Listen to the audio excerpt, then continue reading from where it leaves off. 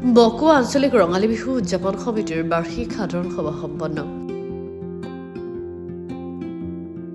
পুনৰ ধনঞ্জয় মেধি সভাপতি আৰু গোবিন্দ দলৈ সাধাৰণ সম্পাদক নিৰ্বাচিত।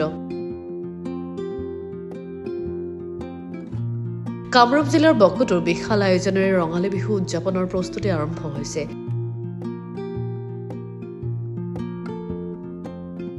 বিহু উদযাপন সমিতিৰ সভাপতি ধনঞ্জয় মেধি আৰু সাধাৰণ সম্পাদক গোবিন্দ দলৈয়ে জনোৱা মতে সমাগত বিহুৱে বকোত ৫৭ সংখ্যক বৰ্ষত উপনীত হ'ব।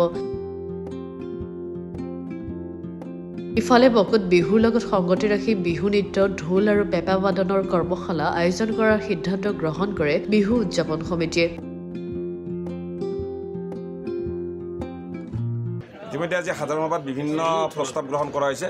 বিশেষকৈ বিহু কৰ্মশালা দুটা বৰ্ষত বিহু কৰ্মশালাত যথেষ্ট এই অঞ্চলৰ ছাত্ৰ ছাত্ৰীৰ অংশগ্ৰহণেৰে বকো অঞ্চলৰ এই ছাত্ৰ ছাত্ৰীসকলক বিহু কৰ্মশালাৰ যোগেদি মানে বিহুৰ সাম্যক জ্ঞান দিয়া হৈছিল। এই বছৰৰ সেইটো সাধাৰণ সভাই আজি বৃহৎৰে প্ৰস্তাৱ গ্ৰহণ কৰিছে যে এইটো আৰু ভালদৰে উন্নত মানদণ্ডৰ কৰ্মশালা অনুষ্ঠিত কৰাৰ বাবে বাকী অন্য বছৰৰ দৰে বাকী যিখিনি কাৰ্যসূচী থাকে খেল ধেমালি, কুইজ, আকস্মিক বক্তৃতা, ভেকশ্যন আৰু সাংস্কৃতিক সন্ধিয়া। ইতিমধ্যে আমাৰ সাংস্কৃতিক সন্ধিয়াৰ বিভিন্ন আৰ্টিষ্টৰ লগত যোগাযোগ হৈ আছে।